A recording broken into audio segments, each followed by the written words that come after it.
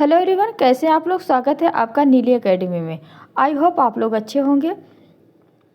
UP TET का कल notification आ गया है, यूपी टेट 2026 का। और टीजीटी पीजीटी का भी नोटिफिकेशन आ गया है और कंफर्म डेट नहीं है। आपको हो सकता है जून तक पेपर हो, 9-10 जून तक। उसी के लिए हम साइंस के प्रैक्टिस सेट क्वेश्चन लाए हैं। आज हम सॉल्व करेंगे साइंस के प्रैक्टिस सेट। ये सारे क्वेश्चन किसी न किसी एग्जाम में पूछे गए हैं, जो प्रीवियस ईयर क्वेश्चन पेपर हैं।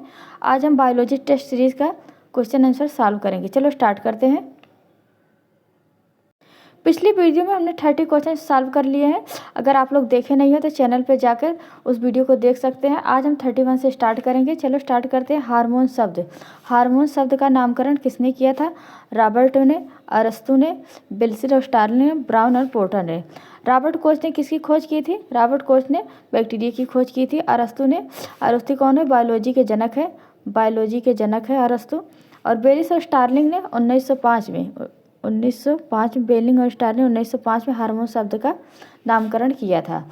और हार्मोन का ग्रीक भाषा से लिया गया है। किस भाषा से लिया गया है? ग्रीक भाषा से। हार्मोन किस भाषा से लिया गया है? ग्रीक भाषा से। और जिसका अर्थ होता है उत्तेजित करना। जिसका अर्थ क्या होता है? उत्तेजित करना, उत्तेजित करना, उत्तेजित करना, उत्तेजित करना और गतिशील करना, उत्तेजित करना और गतिशील करना। हार्मोन का अर्थ क्या होता है? उत्तेजित करना और गतिशील करना। और इसकी खोज किसने की थी? बेलिस ने। बेलिस और स्टार्लिंग ने 1905 में। बेलिस और स्टार्लिंग ने 1905 में की थी। और ग्रीक भाषा का वर्ड है, ये ग्रीक भाषा का वर्ड है। हार्मोन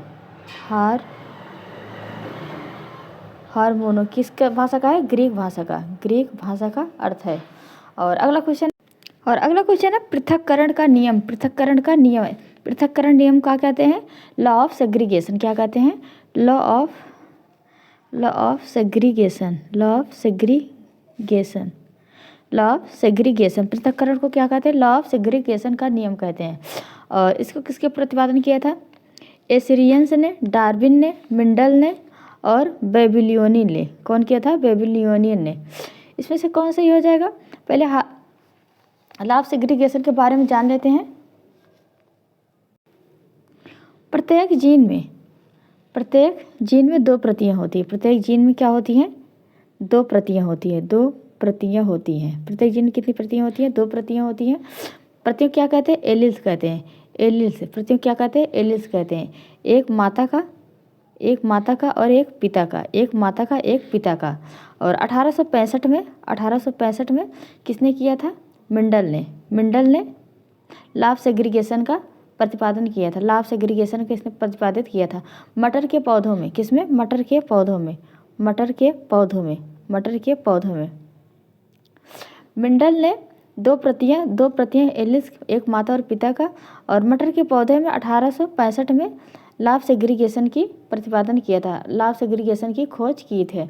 और मटर के पौधों पर प्रयोग के माध्यम से 1865 में प्रतिपादन किया था।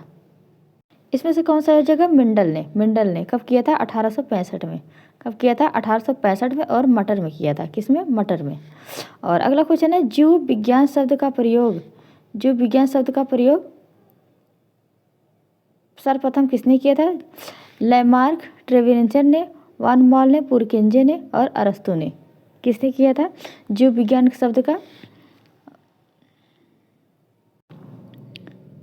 शब्द का प्रयोग सर्वप्रथम किसने किया था? लैमार्क तथा ट्रेविरेनस ने। और अगला क्वेश्चन है जीव विज्ञान के जनक के रूप में किसे जाना जाता है? जीव विज्ञान के जनक के रूप में किसे जाना जाता है? लैमार्क को, डार्विन को, अरस्तु को और ट्रेविंजर को। आपने पहले इसके अगले क्वेश्चन में देखा लैमार्क और ट्रेविंजर ने क्या किया था? जीव विज्ञान शब्द का प्रयोग किया था। जीव विज्ञान शब्द का प्रयोग किया था। लेकिन जीव विज्ञान के जनक कौन है? अरस्तु है। कौन है जीव विज्ञान के जनक? कौन है? अरस्तु है। और अगला क्वेश्चन है वनस्पति विज्ञान के जनक किसे जाना जाता है? वनस्पति विज्ञान के जनक कौन है? थियोफ्रेस्टस है, डार्विन है, अरस्तु है और पुरकिंजे है। कौन है? पुरकिंजे। अरस्तु जीव विज्ञान के जनक है। और त्रियो प्रश्न ने पौधों को वैज्ञानिक और व्यवस्थित अध्ययन को ग्रीक भाषा में लिया गया। किस भाषा में? ग्रीक भाषा। वनस्पति विज्ञान किस भाषा से लिया गया है? ग्रीक भाषा से लिया गया है वनस्पति विज्ञान।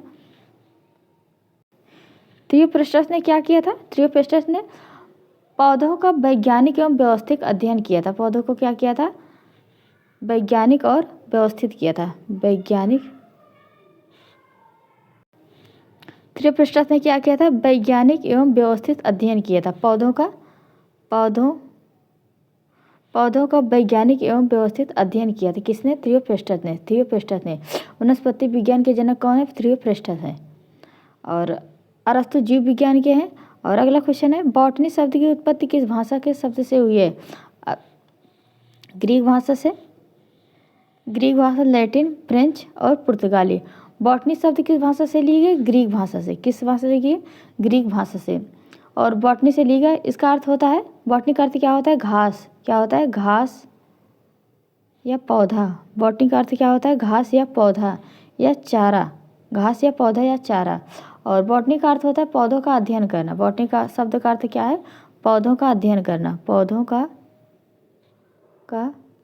अध्ययन करना। पौधों का अध्ययन करना। बॉटनी शब्द का अर्थ क्या होता है? पौधों का अध्ययन करना। और बॉटनी शब्द किस उत्पत्ति हुई है? ग्रीक भाषा से उत्पत्ति हुई है बॉटनी शब्द की। और अगला क्वेश्चन है, फाइकोलॉजी में किसका अध्ययन किया जाता है? फाइकोलॉजी में किसका अध्ययन किया जाता है? पहला है कवक, शैवाल, जीवाणु, ये सभी। फाइकोलॉजी में किसका अध्ययन किया जाता है? शैवाल का। फाइकोलॉजी में किसका किया जाता है? शैवाल का अध्ययन किया जाता है। और अगला क्वेश्चन है, पर्यावरण का अध्ययन जीव विज्ञान की किस शाखा के अंतर्गत आता है? पर्यावरण का अध्ययन जीव विज्ञान किस शाखा के अंतर्गत आता है? वार्गिकी के अंदर, आनुवंशिकी, जेनेटिक्स के अंदर, पारिस्थितिकी, इन्वायरमेंट के अंतर्गत और कार्यकी के अंदर। इसमें से कौन सा सही हो जाएगा? इसमें चौथा सही हो जाएगा, पारिस्थितिकी के अंतर। पर्यावरण का इकोसिस्टम। पर्यावरण अध्ययन जीव विज्ञान की किस शाखा के अंतर्गत आता है? इकोसिस्टम के अंतर्गत आता है। पारिस्थितिक तंत्र के अंतर्गत आता है। इकोसिस्टम के अंतर्गत आता है। और अगला क्वेश्चन है, डेंड्रोलॉजी का संबंध किससे है? पौधों के अध्ययन से, पुष्पों के अध्ययन से, झाड़ियों के अध्ययन से, वृक्षों के अध्ययन से। डेंड्रोलॉजी का संबंध वृक्षों और काष्ठी पौधों से है, वुडी प्लांटों से है। किससे? वुडी प्लांट से है। किससे है? वुडी प्लांट से है और वृक्षों से है। वुडी प्लांट और वृक्षों से है। और वृद्धि, और डेंड्रोलॉजी में क्या होता है? पौधों की वृद्धि। डेंड्रोलॉजी में पौधों की वृद्धि, विकास, पौधों की वृद्धि, विकास, संरचना और आर्थिक महत्वपूर्ण।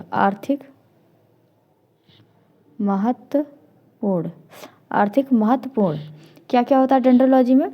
पौधों की वृद्धि, विकास, संरचना और आर्थिक महत्वपूर्ण का अध्ययन किया जाता है डेंड्रोलॉजी में किया जाता है। और डेंड्रोन ग्रीक शब्द का, डेंड्रोन क्या कौन सा शब्द का है? ग्रीक शब्द का है। डेंड्रोन किस शब्द का है? डेंड्रोन ग्रीक शब्द का है। डेंड्रोन ग्रीक शब्द से लिया गया है। और इसमें से कौन सही हो जाएगा? इसमें तीसरा सही हो गया, झाड़ियों के अध्ययन से किया जाता है। किससे अध्ययन किया? झाड़ियों के अध्ययन से किया जाता है। वृक्षों और काष्ठी पौधों से, जिसे वुडी प्लांट भी कहते हैं। कौन सा हो जाएगा? तीसरा सही हो जाएगा। और अगला क्वेश्चन, पुष्पों का अध्ययन क्या कहलाता है? एग्रेस्टोलॉजी, फिनोलॉजी, एंथ्रोलॉजी, इसमें से कोई नहीं। पुष्पों का अध्ययन क्या कहलाता है? पुष्पों का अध्ययन कहलाता है एंथोलॉजी। पुष्पों का अध्ययन क्या कहलाता है? एंथोलॉजी। और अगला क्वेश्चन है, वनस्पतिक संवर्धन किससे संबंधित है? वनस्पतिक संवर्धन संबंधित विज्ञान की शाखा क्या कहते हैं? Olericulture, horticulture, agriculture, floriculture. Floriculture किससे संबंधित है? फूलों से। फ्लोरिकल्चर किससे संबंधित है? फूलों से।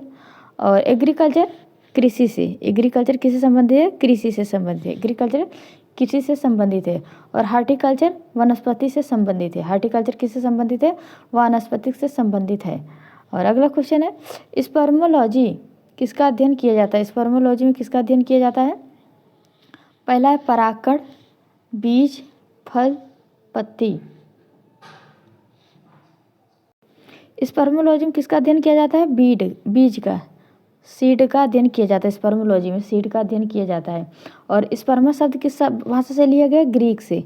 स्पर्मा किससे लिया गया है? ग्रीक से। स्पर्मा किस शब्द से लिया, भाषा से लिया गया है? ग्रीक भाषा से लिया गया है। इसमें क्या होता है? बीजों का अध्ययन, बीजों का अध्ययन, बीजों का अध्ययन, बीजों का अध्ययन। इसमें क्या होता है? बीजों का अध्ययन होता है। और बीजों का विकास, बीजों का विकास, बीजों का विकास, संरचना, बीजों का विकास, संरचना और बीजों के प्रकार, बीजों के प्रकार, बीजों के प्रकार। स्पर्मोलॉजी किससे संबंधित है? बीज से, सीड से। बीजों का अध्ययन ही स्पर्मोलॉजी है। इसमें अध्ययन क्या होता है? बीजों का विकास, संरचना तथा बीजों के प्रकार और आर्थिक महत्वपूर्ण बीजों के। इसमें कौन सही हो जाएगा? दूसरा सही हो जाएगा, बीज। और अगला क्वेश्चन है एग्रेस्टोलॉजी। एग्रेस्टोलॉजी किससे संबंधित है? घासों से, फलों से, फसलों से, तेल एवं बीज से। एग्रेस्टोलॉजी किससे संबंधित है? पहले जानते थे एग्रोस किस भाषा से है? एग्रोस ग्रीक भाषा से है। एग्रोस किस भाषा से? एग्रोस ग्रीक भाषा से है। ग्रीक भाषा से लिया गया है, जिसका अर्थ होता है खेत, जिसका अर्थ होता है खेत, भूमि, जिसका अर्थ होता है क्या? खेत और भूमि। घासों का अध्ययन इसमें होता है। किसका अध्ययन होता है? घासों का अध्ययन, घासों का अध्ययन। इसमें घासों का अध्ययन होता है। और इसमें क्या क्या किसका किसका अध्ययन होता है? घासों की संरचना, घासों की संरचना, उसके प्रकार, घासों के प्रकार और वर्गीकरण, वर्गीकरण, मृदा का गठन, मृदा का गठन, मृदा का गठन, गुण, इसमें अध्ययन किया जाता है। और संरक्षण का भी, और संरक्षण का भी, और संरक्षण का भी। एग्रेस्टोलॉजी किससे संबंधित है? घासों से। किससे संबंधित है? घासों से। और अगला पीडोलॉजी किससे संबंधित है? पीडोलॉजी भूमि से, भूमि, फल से, चट्टान से, पौधों से। पेडोलॉजी किससे संबंधित है? भूमि से। पीडोलॉजी किससे संबंधित है? भूमि से संबंधित है पेडोलॉजी। और पेडोन किस शब्द से लिया गया है? ग्रीक से। पेडोन किस शब्द से लिया गया है? ग्रीक शब्द से। किस शब्द से लिया है? ग्रीक शब्द से लिया गया है। इसमें क्या होता है? मृदा का संरक्षण, मृदा का संरक्षण, मृदा का संरक्षण और संरचना, संरचना और गुण, मृदा के गुण का अध्ययन किया जाता है। पीडोलॉजी में क्या क्या अध्ययन किया जाता है? मृदा का संरक्षण, गुण और संरचना और वर्गीकरण का अध्ययन किया जाता है। और अगला क्वेश्चन है पौधों को नाम देने वाला विज्ञान क्या कहलाता है? पौधों को नाम देने वाला विज्ञान क्या कहलाता है? नामकरण, वर्गीकी, पहचान, वर्गीकरण। इसमें से कौन सा हो जाएगा? वर्गीकरण, क्लासिफिकेशन, क्लासिफिकेशन, क्लासिफिकेशन। पौधों को नाम देने वाला क्या कहलाता है? वर्गीकी कहलाता है, क्लासिफिकेशन कहलाता है। और अगला क्वेश्चन है विषाणु वृद्धि करता है, बैक्टीरिया वृद्धि करता है जीवित कोशिका में, चीनी के विलयन में, मृत शरीर में और पानी में। वायरस, विषाणु क्या कहते हैं? वायरस कहते हैं। क्या कहते हैं? वायरस कहते हैं। अब विषाणु के बारे में थोड़ा डिटेल में जान लेते हैं। वायरस अत्यंत सूक्ष्म जीव है, सूक्ष्म, सूक्ष्म जीव है। वायरस क्या है? सूक्ष्म जीव है, सूक्ष्म जैसे कण है। और ये सेल के अंदर ही जीवन क्रियाएं करते हैं। सेल के अंदर ही, सेल के अंदर जीवन क्रियाएं करते हैं। सेल के अंदर जीवन क्रियाएं करते हैं। सेल के अंदर क्या करते हैं? जीवन क्रियाएं करते हैं। ऑब्लिगेट पैरासाइट होते हैं। क्या होते हैं? ऑब्लिगेट पैरासाइट, ऑब्लिगेट पैरासाइट होते हैं।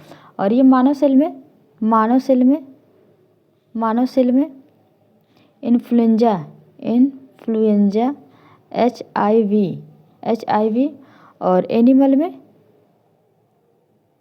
एनिमल में रेबीज, रेबीज की तरह फैलते हैं। और प्लांट में, और प्लांट का वायरस क्या है? TMV, TME, tobacco Mosaic virus. क्या है? Tobacco Mosaic virus. और रेबीज वायरस है। एनिमल में क्या है, रेबीज वायरस है, एनिमल में रेबीज वायरस है, plant TMV tobacco Mosaic virus है, और मानव में इन्फ्लुएंजा एचआईवी वायरस है, इन्फ्लुएंजा एचआईवी वायरस है। वायरस अत्यंत सूक्ष्म जीवाणु है, जैसे कण, ये इसके सेल के अंदर ही जीवन क्रियाएं करते हैं, स्वतंत्र रूप से जीवित नहीं रह पाता या स्वतंत्र रूप से जीवित नहीं रह पाता है। ये जीवित जीव के अंदर ही अपना जीवन यापन करता है, मृत में नहीं रह सकता है या स्वतंत्र रूप से जीवित नहीं रहता है। इसमें से कौन सही हो जाएगा? ये जीवित जीव में वृद्धि करता है। किसमें करता है? जीवित जीव में वृद्धि करता है। और साबूदाना किससे बनाया जाता है? साबूदाना किससे बनाया जाता है? पाइनस से, सेड्रस, जूनिपेरस, साइकस। इसमें कौन सही हो जाएगा? साबूदाना किससे बनाया जाता है? साइकस से। साबूदाना किससे बनाया जाता है? साइकस से। साबूदाना किससे बनाया जाता है? साइकस से बनाया जाता है। और साबूदाना में क्या होता है? कार्बोहाइड्रेट से भरपूर स्टार्च से बनाया जाता है। कार्बोहाइड्रेट से भरपूर स्टार्च होता है। क्या होता है? कार्बोहाइड्रेट से भरपूर स्टार्च होता है। क्या? साबूदाना। साबूदाना किससे बना जाता है? साइकस से। साबूदाना किससे बना जाता है? साइकस से। अगला क्वेश्चन है, फलों का अध्ययन कहलाता है। फलों का अध्ययन क्या कहलाता है? अगर आप मेरे चैनल पर नए हो तो लाइक ज़रूर कर दें, कमेंट कर दें और सब्सक्राइब जरूर कर लें। आपको वीडियो कैसी लग रही है आप कमेंट में ज़रूर बताएं। और अगला क्वेश्चन है, फलों का अध्ययन किससे होता है? फिनोलॉजी से, पोमोलॉजी से, एग्रोस्टोलॉजी से, एंथोलॉजी से। फलों का अध्ययन क्या कहते हैं? पोमोलॉजी। फलों का अध्ययन क्या कहते हैं? पोमोलॉजी। जो फल और उनके विकास की संरचना का वर्गीकरण करता है। पहले एक बार फिर से सुन लीजिए। जो फल और उनके विकास की संरचना का वर्गीकरण करता है, उपयोग करता है, उसे क्या कहते हैं? पोमोलॉजी कहते हैं। क्या कहते हैं? पोमोलॉजी। पोमो किस भाषा से लिया गया? पोमो लैटिन भाषा से लिया गया। किस भाषा से लिया गया? लैटिन भाषा से लिया गया। पोमो लैटिन भाषा से लिया गया है। और अगला क्वेश्चन है, द्विनाम पद्धति का प्रतिपादन किसने किया था? द्विनाम पद्धति का प्रतिपादन किसने किया था? डार्विन ने, लिनियस ने, थियोफ्रेस्टस ने, हिप्पोक्रेटस ने। द्विनाम पद्धति किसने किया था? लिनियस ने। किसने किया था? Linnaeus, Carolus Linnaeus. इनका पूरा नाम क्या है? कैरोलस लिनियस ने। इन्हें दो भागों में बांटा था। किसमें? फाइलम और फैमिली। किस भागों में बांटा था? दो भागों में, फाइलम और फैमिली में बांटा था। किसने? लिनियस ने। कैरोलस लिनियस ने दो फैमिली में बांटा था। और अगला क्वेश्चन है, जीवाणु की खोज किसने की थी? सर्वप्रथम किसने की थी जीवाणु की खोज? रॉबर्ट कोच ने, लुई पास्चर ने, लीवेनहॉक ने, रॉबर्ट हुक ने। एक बार जीवाणु के बारे में डिटेल में जान। जीवाणु क्या है? अति सूक्ष्म जीव है। क्या है? अति सूक्ष्म है। जीवाणु क्या है? अति सूक्ष्म है और एक कोशिकी है। क्या है? एक कोशिकी है। अति सूक्ष्म में एक कोशिकी है। इसे माइक्रोस्कोप से देखा जाता है। किससे? माइक्रोस्कोप से। इसे माइक्रोस्कोप से देखा जा सकता है। और इसका आकार कितना होता है? इसका आकार 0.5 से 5 माइक्रोमीटर होता है। और इसे 1665 में माइक्रोग्राफिया में सूक्ष्म जगत का वर्गीकरण किया था। और माइक्रोग्राफिया में, किसमें? माइक्रोग्राफिया में सूक्ष्म जगत में वर्गीकरण किया था। 1600 ईस्वी में सबसे पहले किसने किया था? रॉबर्ट हुक ने किया था। रॉबर्ट हुक ने किया था। 1600 ईस्वी में कब किया था? रॉबर्ट हुक ने किया था। और 1676 में कौन किया था? एंटोनी लीवेनहॉक ने। 1676 में किसने किया था? एंटोनी लीवेनहॉक ने किया था। 1676 में किसने किया था? एंटोनी लीवेनहॉक ने। सबसे पहले किसने किया था? 1600 में रॉबर्ट हुक ने किया। किसने किया था? रॉबर्ट हुक ने किया था। और इसका आकार कितना है? 0.5 से 5 m तक होता है। इसमें कौन सा हो जाएगा? लीवेनहॉक ने। किसने किया था? लीवेनहॉक ने। और अगला क्वेश्चन है, जिन पौधों का बीज बनते हैं किंतु पुष्प नहीं बनते, पुष्प नहीं लगते, क्या कहलाता है? वो क्या कहलाता है? ब्रायोफाइटा कहलाता है। टेडोफाइटा, अनावृतबीजी। इसको एंजियोस्पर्म कहते हैं। क्या कहते हैं? एंजियोस्पर्म कहते हैं। और इसको जिम्नोस्पर्म इसको जिम्नोस्पर्म कहते हैं, इसको एंजियोस्पर्म कहते हैं। किसमें पुष्प नहीं लगते हैं, बीज लगते हैं, पुष्प नहीं लगते हैं। ये है अनावृत बीजी एंजियोस्पर्म। कौन सा? एंजियोस्पर्म। और अगला क्वेश्चन है, जीवाणु की साधारण आकृति होती है। जीवाणु की साधारण आकृति क्या होती है?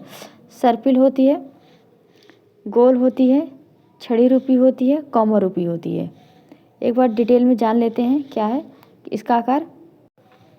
जीवाणु आकार में सबसे छोटे होते हैं। स्वतंत्र होते हैं। क्या होते हैं? स्वतंत्र जीव होते हैं। क्या होते हैं? स्वतंत्र जीव होते हैं। 0.2 से 5 माइक्रोन होते हैं। 0.2 से 5 माइक्रोन होते हैं। 0.2 से 5 माइक्रोन होते हैं। जीवाणु सामान्य आकार क्या है? कोकस, गोल में कोकस है। गोल में क्या है? कोकस। और इसका एग्जाम्पल, कोकस का एग्जाम्पल क्या है? स्ट्रेप्टोकोकस।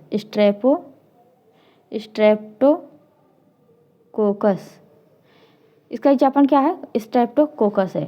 और छड़ी नुमा जो है यह क्या है? बेसिलस रॉड है। Bacillus rod. इसका एग्जाम्पल क्या है? इस्चेरिचिया कोलाई है। ई कोलाई है।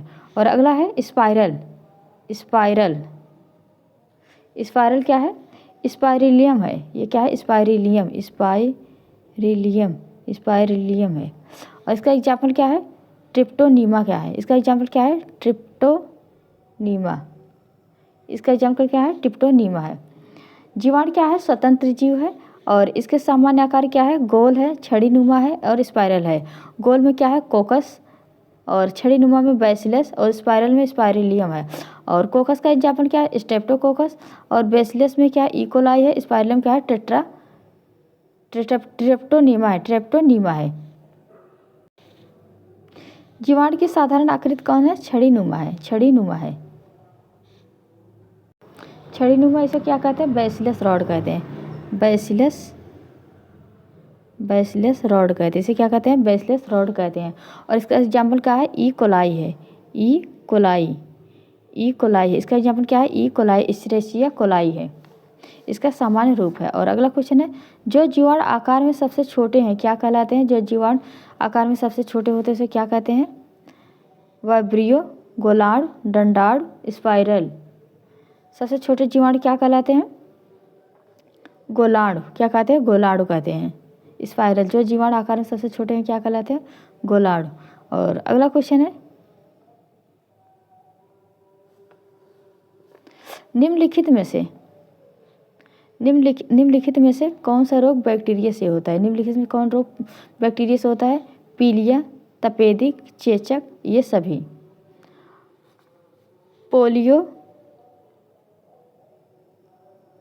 पोलियो, चेचक, ये किससे होता है? वायरस से होता है। किससे होता है? वायरस से। और बैक्टीरिया से होने वाले कौन सा रोग है? बैक्टीरिया से होने वाले रोग है टिटनेस, हैजा। बैक्टीरिया से होने वाले टिटनेस, हैजा, निमोनिया, प्लेग। वायरस से कौन कौन रोग होते हैं? पोलियो और चेचक होते हैं वायरस से। और बैक्टीरिया से क्या क्या होता है? टिटनेस, हैजा, निमोनिया और प्लेग होते हैं। और ये पीलिया और चेचक, इसे क्या हो गया? ये वायरस से हो गए। पीलिया और चेचक किससे हो गए? वायरस से। और तपेदिक से क्या हो गया? बैक्टीरिया से कौन सी बीमारी होती है? तपेदिक होती है। कौन सी बीमारी होती है? तपेदिक होती है। और अगला क्वेश्चन है, आज का हमारा लास्ट क्वेश्चन है। इसके बाद अगले वीडियो में कंटिन्यू करेंगे।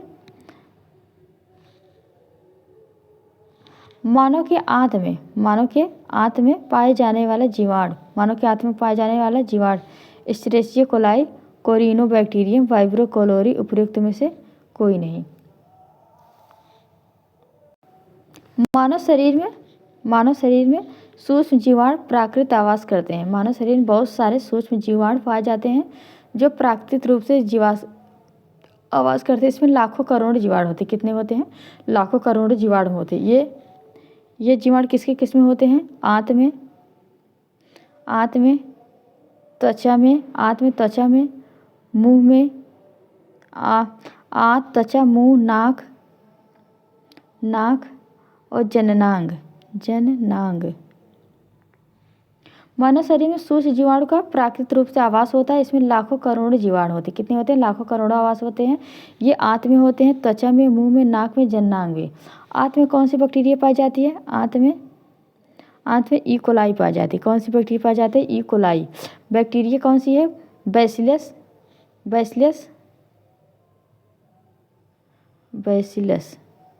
जो छड़ी आकार की होती है। बैसिलस जो छड़ी आकार की होती है। इसका एग्जाम्पल क्या है? ई कोलाई है। क्या है? ई कोलाई है। और ये कार्य क्या करता है? भोजन पचाने में मदद करता है। भोजन